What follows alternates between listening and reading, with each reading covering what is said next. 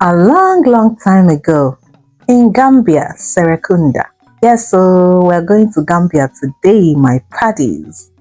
So, in Serekunda market, traders argued over granite prices. Women balanced trays of mangoes on their heads, and children ran barefoot through the streets.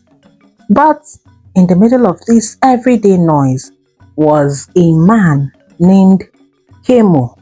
His chest was puffed out like a proud turkey. His long fingers were flipping through bundles of Dalasi notes, as if each one was proof that the gods loved him more than other men. Then he adjusted his expensive white kaftan, raised his chin, and shouted to Mariama across the compound, "Woman, stop daydreaming with these girls. Do you think one day they will turn into boys? A man's pride is his son.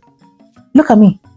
All this money, all this land and possessions, yet no boy to carry my name. Useless." Mariama, his wife, was a slim and graceful woman. Even in her simple wrapper, she looked at him quietly and shook her head. She has heard it so many times that it was now a boring music to her ears. But Kemo was never tired of reminding her. That day, he took a crisp note from his pocket and pressed it into the hand of his sister's son, Abdu, who had come visiting. "Go and buy yourself football boots, my boy," Kemo said proudly. Meanwhile, his own daughters, Awa, Saini, and little Binta stood in a corner, watching hungrily. Their own school shoes had holes in them. Yet, when Mariama quietly begged him for money to buy books, he snapped. "Books for girls? What nonsense! Let them learn how to cook rice and sweep the floor so that one day their husbands will thank me. They will be useful."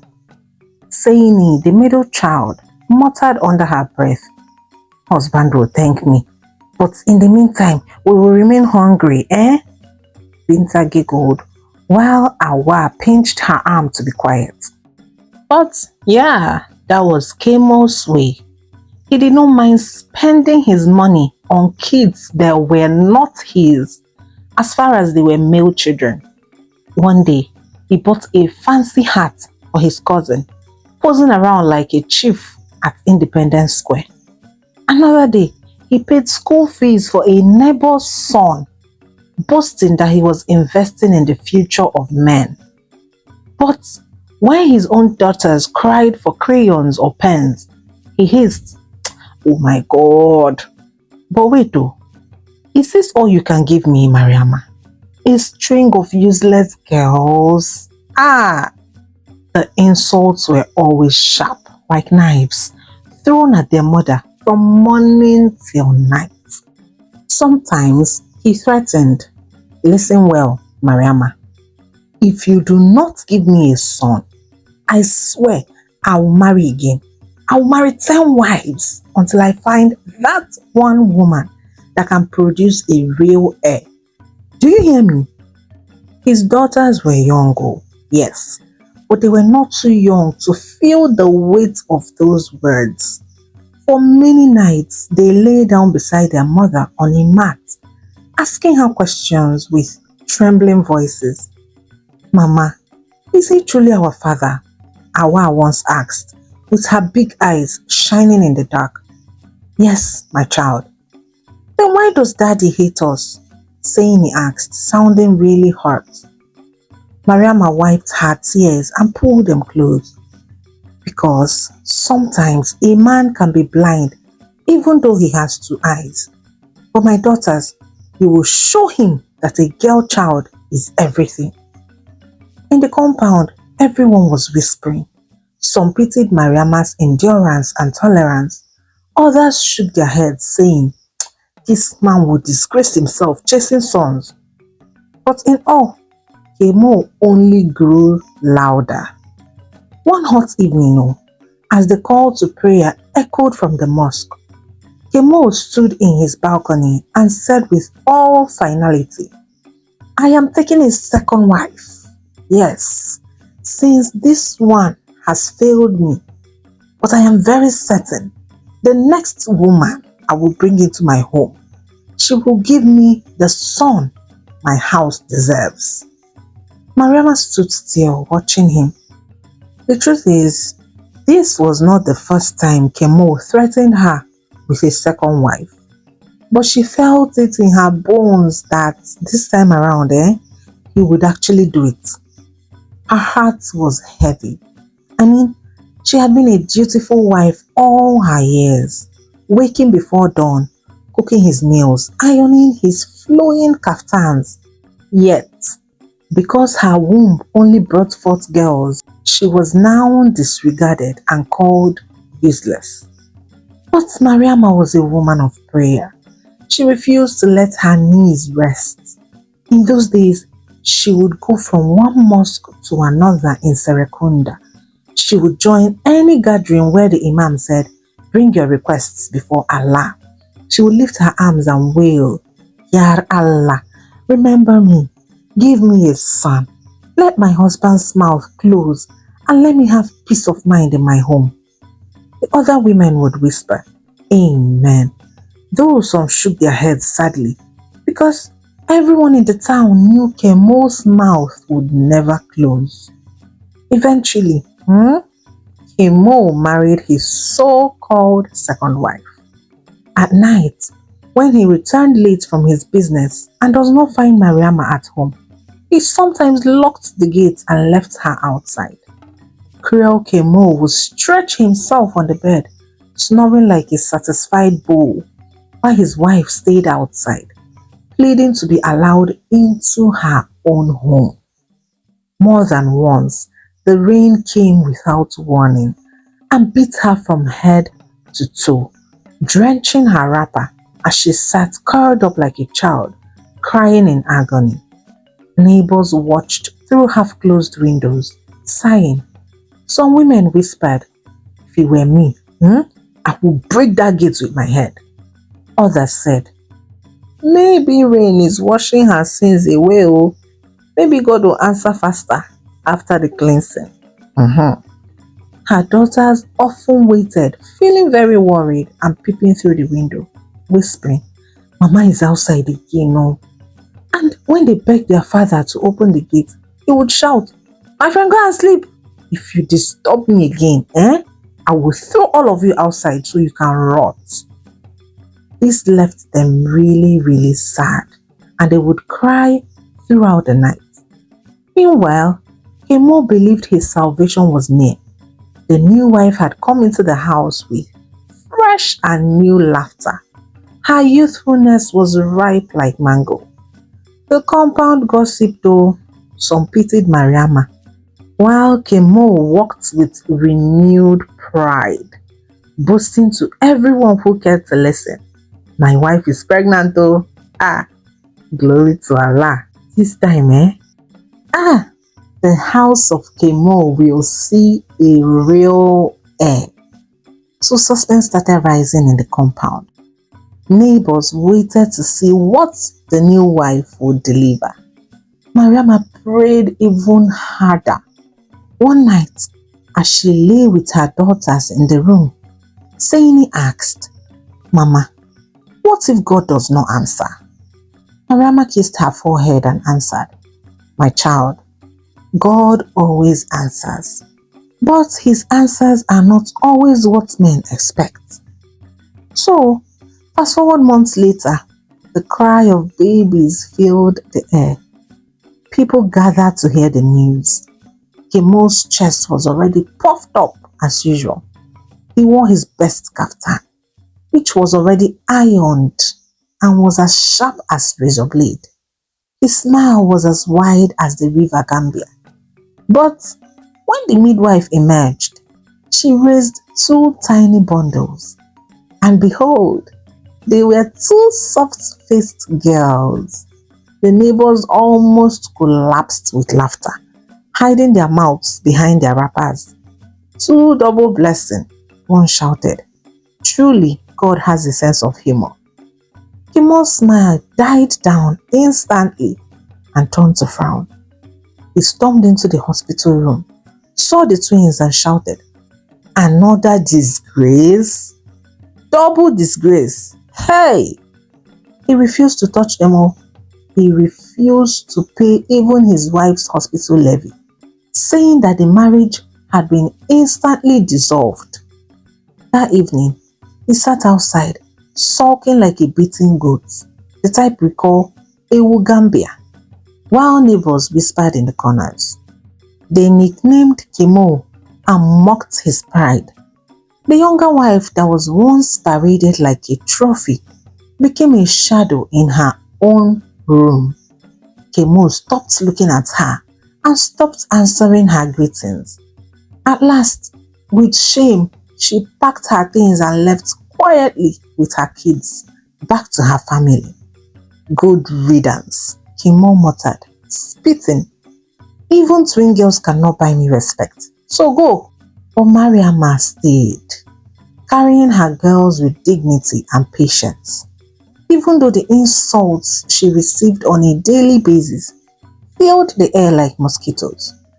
Every day, Kemo shouted, "Mud daughters, useless. That is what you are, useless as wet sand. Mariama, I will not waste my money on them. A son would have been my right hand by now. But what do I get? Empty hands, useless." But strangely, Kemo decided to use his sister's son as his right hand, a young man called Abdu. He brought Abdu into his household as a teenager. He was lean and always smiling, carrying himself with the arrogance of one who knew his uncle favored him. Kemo treated him like a golden egg. Hey! Where he denied his daughters even the price of a pencil. He gave Abdu everything, even without him asking. "Uncle, I need a new phone now," Abdu would say. "Take money from my drawer," Kemo replied. "Uncle, my shoes are worn now." "Go and buy 2 pairs. You are a man, you must look sharp." The daughters watched with burning eyes as Abdu walked in new clothes, while their own sandals flapped like broken wings. One afternoon, Awa muttered some courage and came to her father. "Papa, my shoes, my shoes are torn. I can't walk to school properly." Kemo slammed his hand on the table and shouted, "Shoe? Shoe for a girl? Does a husband marry you because of shoe? My friend, walk barefoot if you must. You will still end up in another man's kitchen." Abdul sat in a corner. He was polishing his leather sandals, so he laughed and said, "Uncle, she can borrow my old slippers, so I don't have need for it again." The girl said nothing, but Saini's anger was boiling over. She muttered to her sisters, "He wants us to be beggars in our own father's house? Don't worry, we will not beg forever. Let him laugh now, but he that laughs last, laughs forever." Meanwhile, Mariama tried to cover the gaps. She borrowed small money from market women and repaid them with sweet yams or dried fish. Sometimes she sold firewood just to buy exercise books. But Kemo never praised or thanked her. Instead, he boasted, "My nephew Abdu is my true son. He will inherit my trade. As for those girls, let them go and marry when the time comes. Useless." The neighbors mocked him behind his back, calling him Chief Heart, because his head was always covered in a proud cap, while his brain seemed empty. By the time Awa was 17, Saini 15, and little Binta 13, he no longer saw his daughters as children to raise, only as burdens to endure. But Abdu was the son he had been waiting for. One hot afternoon, Kemo gathered his friends in the compound. lifted his cap proudly and introduced the boy to them. "This is Abdu, my sister's son. From today, he will learn everything about my trade. He will work with me to the port. He will handle my papers and carry my name in business. A man needs a son to stand by his right hand. And here he is." Abdu smiled widely, bowing as if he had been waiting for this breakthrough all his life. From then on, Abdu followed Kemo everywhere. At the portal, he carried documents. At the warehouses, he checked the sacks of granules and cocoa. He walked behind his uncle like a shadow with sharp eyes. Meanwhile, the girls were fighting for their own futures in their own small ways. Awa borrowed books from the mosque library and read every night, learning about law and justice. Saini sneaked into the radio station whenever she could, using her sharp tongue to practice the news reports as if she was already on air. And Binta, with her talent and clever fingers, was now fixing broken radios and cheap phones from her schoolmates. Her little business was growing, one coin at a time. But Kemo never saw these things. He only saw Abdu shining in borrowed glory. He showered him with new clothes and everything. He even bought him a small motorbike to ride for business errands. But whenever his daughters asked for few notebooks, he would bark. "Why waste my money on mud, wet sand? Useless. I better go and marry. That is your destiny." Meanwhile, it was around this time that Saini's restless spirit refused to keep quiet.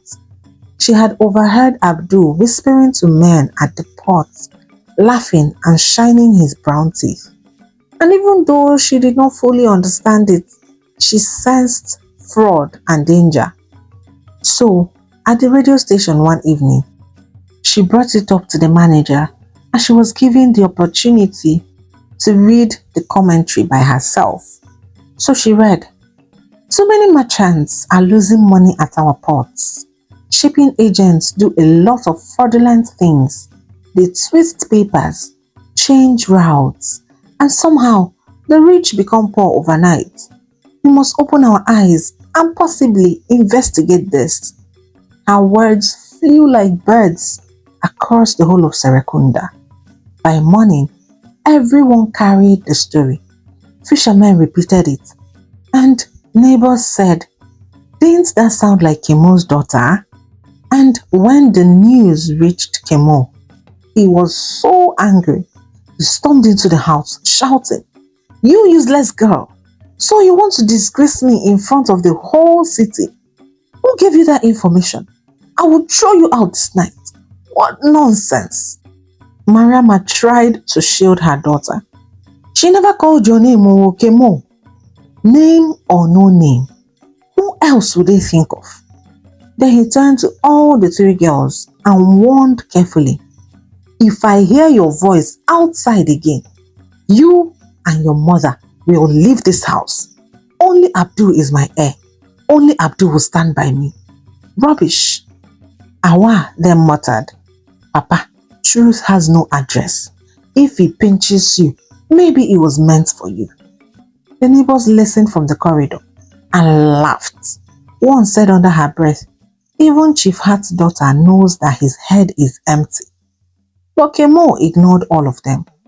To prove himself a strong man even, he did something. He bought a brand new car. It was very shiny. The type of car that made children run after it in the street.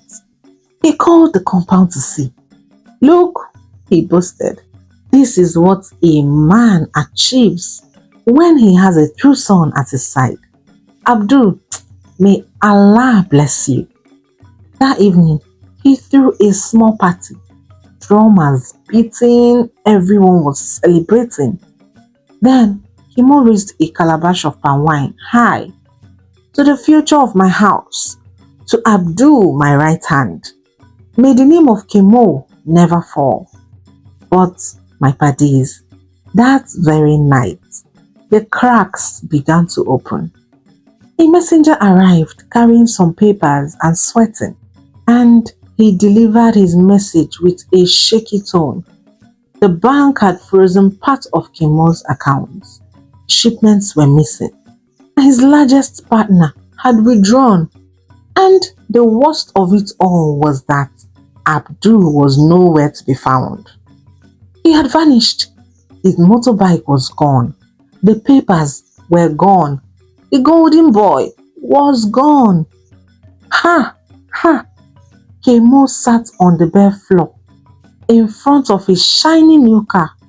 He held his hat in his hand, opened his mouth wide in shock, but could not say anything. The neighbors gathered, shaking their heads. "Where is your true son now, Chief Hat?" one asked softly. Mariama stepped forward and said, "Kemo, pride has thin pockets. You put your trust in your nephew, and now the pocket is empty." Kemo's hands trembled as he muttered, "Woman, what will I do?" Mariama turned her face away. "Perhaps now you will see what your eyes has refused to see since." By the next day, Kemo's compound was no longer the palace he thought it was. The shiny new car still sat proudly in the yard, but to the neighbors, it looked like a coffin with wheels. They passed by slowly, staring and shaking their heads.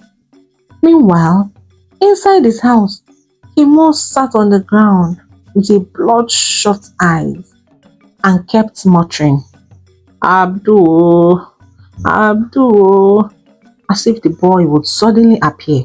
But Abdu was gone like a shadow, carrying both his money, documents, and Kemo's trust with him. The girls sat in their small room, whispering, "Abdu the golden heir, where art thou?" saying he said with a sharp sarcasm, and they all laughed.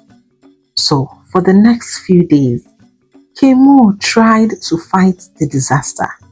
He ran to the bank, shouting. He stormed into the port, demanding his cargo. But everywhere he went, he met closed doors. His partners avoided him, saying, "That man is finished. I don't want to get involved with him so that he doesn't rub his bad luck on me." With all this stress and heartbreak, Kemo started developing some illnesses. At night, he began to cough.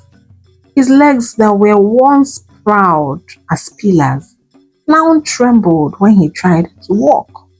He couldn't walk well again. Mariama noticed and asked him to see a doctor. "Kemo, your body is not well. Let me take you to the hospital." "Woman, leave me. You think I will sit in front of people like a beggar? No. Abdu will fix this. Abdu will come back. He won't do this to me." Such Delulu. But of course Abdu did not come, and his sickness deteriorated to the point where he could barely climb the steps in his own house. He would sit under the veranda, sweating. So one afternoon, he tried to call some of the very men he had once boasted to before. He sent a boy to deliver a message. "Tell them Kemo requests a meeting." The men sent word back to him saying, "Meeting? With what? Oh, he has nothing left? Please, we're using our time for efficient things." Kemo's pride has bent, shrinked, and become wet by now. Yet, he still refused to accept the truth. When Mariama brought him food, he pushed it away. "Keep it. I do not need pity from you and your daughters." Meanwhile, later in the night, when hunger wired him, he ate quietly in secret. The daughters watched everything with a mixture of pain and satisfaction. One night, as they sat with their mother, Awa whispered, Mama, look at him. He said we were mud. But even mud has lasted longer than his pride and his empty head. Saini added, this sickness is not only in his body, oh. It is in his heart and it is eating him out daily. And then little Binta said softly, Mama, is it a sin to feel small joy when the man who hated us is now weak and sick? Mariama pulled them close and said, my children, listen. Do not let his wickedness spoil your hearts. Pain is like smoke. If you breathe too much of it, it will choke you too. But still, she could not hide her tears when she saw Kemo dragging his legs like broken sticks. One evening, Kemo called for Mariama with a very weak voice. Woman, come. He looked away as he said, If Abdu does not come back, tell me, what will I do? Mariama looked at him in the eye and said, you put all your trust in a boy who was not your blood. You threw away your daughters as if they were dust. Now you ask me what to do. Kemo, you cannot reap where you did not sow. He groaned and tried to argue, but no words came. That night, he cried like a baby, regretting all his stupid decisions and actions. Meanwhile, Awa, Saini, and Binta had become women by now, each carrying her own small power. Awa was at the university, studying law. Saini's name came on radios and people listened when she spoke. Binta had a shop by the road and people came from different places to fix their phones because she happened to be one of the best. With time, Kemo's sickness grew worse, and when it finally took him to the hospital in Banjul, it had gotten way worse. His chest shook from the constant cough. He could not walk without help. He called Mariama and the daughters and pleaded. The same man who had locked Mariama out in the rain, who had called his girls mud, now sounded so small and powerless. Mariama, please, he said with a very dry voice, help me. I am dying and I cannot afford the bills they are calling. I need all the help I can get. Please. Mariama stood still for a long time without moving. She was looking very sad and tired. Meanwhile, the daughter sat in the hospital waiting room, feeling very angry and sad. I am sorry, Mariama. All I have done to you in this life is pure evil. I didn't treat you with respect, and for that, I am sorry, Kemo said, swallowing his pride alongside his heart. Mariama simply walked away and went back to where her children were to discuss things with them. Initially, the daughters refused to listen to their mother until she mentioned that Kemo was going to die in a few weeks if they folded their arms and did nothing. So, Awa looked at her sisters and said slowly, we will pay for his hospital bills. But not because we forgive him, we would do it because we can't just let him die. At the end of the day, the Yeye man still be our father. Saini added sharply, we will pay only to the hospital. We will not give him a dime. He will have to stay here alone as long as the doctors order. And we'll take care of the bills, that's all. So, they went into Kemo's room to tell him their final verdict. Immediately they stepped in. Kemo started pleading and crying. My children, oh my daughters, I don't know where to start from, but I am sorry. I deserve any and everything you decide to do to me. but please have mercy. So they went ahead to tell him their plans and also to tell him they were leaving his house. Kemo swallowed hard.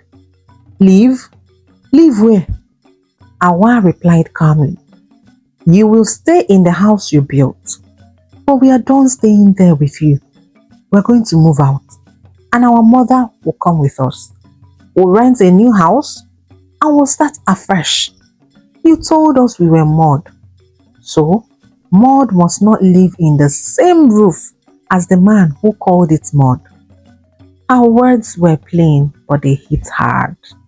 Seni stepped forward and added, Yes, Papa, when you're well, you will live alone. We will not come back to sleep under your roof. If we send money later, it will only be when we choose to. You will not control our lives again, and you don't have any right to us as a father. Kemo reached to them like a drowning man reaching for a rope.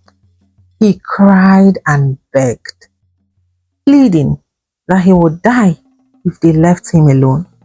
But Mariama spoke up now. We will not trade our peace for you, Kemo. The daughters you rejected are the same ones saving your life right now. We have done our bit. Now you must live with what you did. Kemo fell to his knees on the hospital floor. With his last strength, his lungs were burning and his voice was thin. Please, forgive me. I will change. I will, I promise. Have mercy. Seni said without moving. Mr. Kemo, we will help you when you show real change, not lies and mere words. You will eat the silence you give us. We will be kind though, but we will not be foolish. As for this decision, it is final. We will not live under your insults anymore.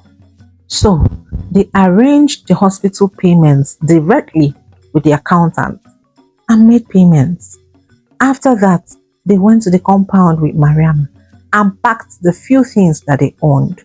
Neighbors watched from the windows and said, This is sad, but Kemo deserves it.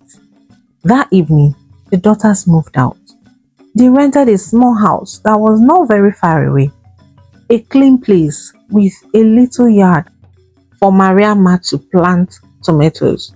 A place they can finally enjoy and call their home. After several treatments, Kemo was placed on drugs for the rest of his life. They left him alone in his own house. He had the roof, the rooms, and the shiny car, but not the people who loved him. He was all alone, not because he had no one, but he was alone because he had pushed love far away from himself. He went from room to room like a ghost. The walls mocked him, and his shiny car stood like a stubborn witness to his disgrace. Meanwhile, the daughters rose higher. Awa gave her first public talk at the university, and it was magnificent. She graduated law school with distinction and got a job in one of the best law firms in Gambia. Seni's report on corruption at the port became a hot story. She was promoted in her workplace and the story was investigated further. Binta's shop grew so much that she employed 3 people to help out, and she smiled every evening counting her earnings. Mariama watched them all with a grateful heart and said, What a man threw away as sand, God lifted as diamonds. The end. Moral lessons, my paddies. When you despise your own children because of their gender, you are planting loneliness for your old age. A child is a child, son or daughter. No gender has more quality than the other. Besides, it is the seed that the man gives the woman that she nurtures and gives back to him. God is the giver of children, and He wants us to take care of any child He gives us, regardless of the gender, because it is the love you give them when they are growing. That's the same thing that comes back to you when you need it, especially in your old age. So if you give them any other thing apart from love, that is what you're going to receive in your old age. So please, let us do better. Share this video to anyone you know, your friends, your enemies, your family, anyone at all, because they're going to learn a thing or two from this video. Okay, let us drop that whole mentality of a woman must give birth to a male child before they know that the woman has given birth. You know, those things should be dropped in the past. It's a rotten culture. Okay? Please, my paddies, drop what you learned. Drop the lessons you learned from this story in the comments below and let us discuss. Have you had this experience before? Do you know anybody that's, that grew up with this kind of father in this kind of environment? Let's just, okay? And that brings us to the end of this particular video. I hope you enjoyed this one. If you're coming across my channel for the first time, you're welcome. Kindly subscribe and join the Naya Paddies community. And we promise that you're going to love it here. Until next time, remember, don't let anyone dim your shine, no. Not even your parents. Okay? Ngwano. Bye.